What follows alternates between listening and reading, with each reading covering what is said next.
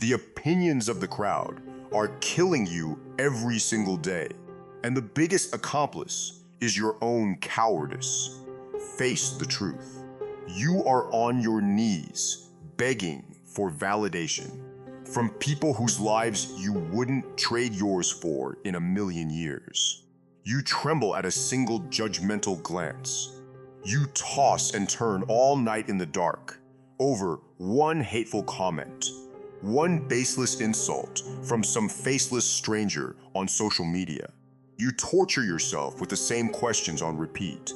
What did I do to deserve this? Why did everyone turn on me? Oh. The brutal truth is, 90% of public opinion out there is absolute garbage, and the fact that you care about it doesn't prove you're sensitive or deep. It only proves you are no different from the herd, willingly handing over the keys to your life to a blind mob. Today, we are going to shatter the illusion of collective wisdom entirely with the ruthless, razor-sharp, and unforgiving logic of Arthur Schopenhauer. Take a hard look at the people pointing fingers out there. Do they actually think for themselves? Schopenhauer put it with surgical precision. The vast majority of people are completely incapable of thinking for themselves. They are only capable of believing. The crowd, at its core, is nothing more than a swarm of cognitive parasites.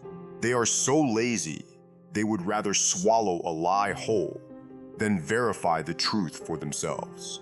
Like cattle chewing cud, they pick up cheap prejudices and secondhand rumors, then proudly call it public opinion. They believe in something, not because it's true or logical. They believe it simply because they see the other sheep around them bleating the exact same sounds. History is littered with the wreckage to prove it. Socrates, the greatest mind of ancient Greece, was sentenced to death by poison through the democratic votes of the Athenian mob. Galileo Galilei was convicted of heresy by the church and placed under house arrest for the rest of his life, simply because he dared to speak a solitary truth against the entire world. The earth revolves around the sun. Taylor Swift was humiliated, harassed, and viciously canceled by millions on social media in 2016 over a selectively edited video taken out of context, only for the full recording to leak 4 years later and prove the world had been manipulated.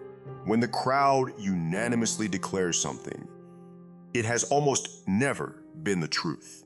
It is simply proof that a psychological plague has been spreading long enough to pass as common sense. An opinion shared by a million fools is still just a foolish opinion. It can never become the truth.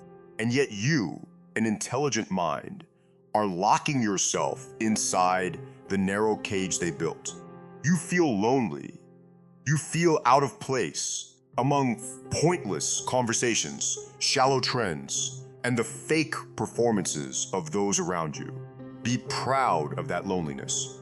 Schopenhauer wrote bluntly, "A man of intellect in a crowd is like a man whose watch keeps the right time in a city where every public clock is wrong. He alone knows the actual time, but the entire city calls him insane. The crowd's opinion is worthless to you. Their values are built on compromise and cowardice. Yours are built on being honest with yourself. But in today's digital age, this cognitive landfill has been amplified a millionfold. Social media has given the power of speech to millions of fools, allowing them to delude themselves that their screams carry the same weight as those of philosophers. The digital echo chamber has turned public opinion into a weapon of mass destruction.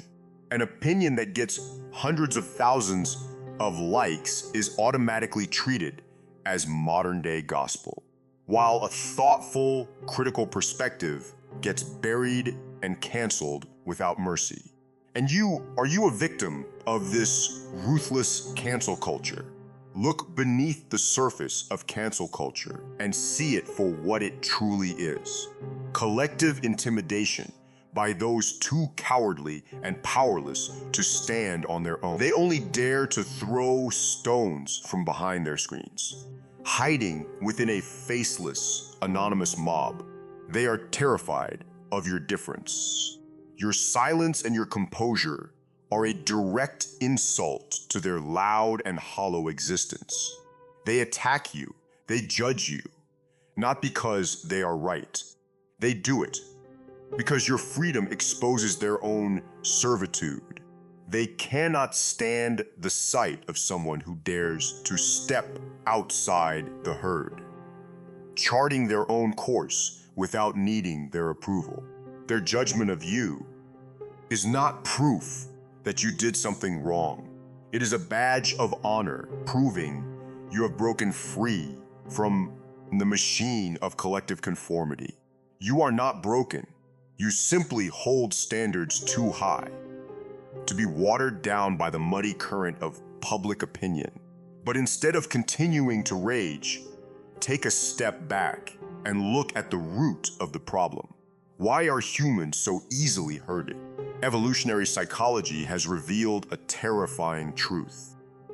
The human brain was programmed since primitive times to conform with the majority, because hundreds of thousands of years ago, being separated from the tribe meant death. The fear of isolation is not weakness. It is a survival instinct that has become obsolete, yet still controls you from the depths of your subconscious. Schopenhauer came to believe that once you truly grasp how few people have ever genuinely thought for themselves, you realize that entrusting your happiness and dignity to them is a tragic mistake. But that does not mean you should shut your ears to every voice. A mature mind knows how to draw a clear line between two things. Genuine criticism always comes with evidence, logic, and respect for the listener.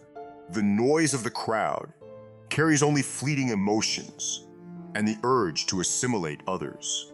When you treat both of these as the same and grant them both equal power over your inner world, you are surrendering the most precious privilege of a rational being, the right to judge for yourself. He believed that every individual of intellect possesses an inner kingdom of their own, and the king of that kingdom never abandons his throne just to prove his crown to those who have never stepped through the gates. Your only task is to keep expanding the borders of that kingdom. Read deeper, observe closer, reflect more. Let the noise outside echo in its own way. A mind that has found its own gravity needs no one else to keep its balance. And when you are still enough to hear the voice within, begin to act on that voice. With these 3 steps, first, establish a strict cognitive filter. Stop consuming junk information, shallow trends, and opinions that have never passed through the filter of logic. If a wave of public opinion has no logic behind it, dismiss it from your mind immediately. Second, shift your locus of control inward. Let your independent intellect be the sole judge of your every action. Your own approval is worth more than 10,000 hollow cheers from the crowd. Third, embrace the solitude of those who lead. The price of excellence is solitude. You cannot have a free and profound soul while also wanting the shallow crowd to applaud you. The deeper your roots grow, the less you need recognition from the outside. If you've stayed with me this far, I believe there's always been a serenity inside you that the outside world has never been able to touch. Trust in that stillness and walk calmly onward on your own path. If you found resonance and peace in this quiet space, subscribe to the channel to continue this journey of awakening the mind with us. Thank you for daring to be different and daring to be free. See you on the other side of the chaos, where only authenticity and supreme peace remain.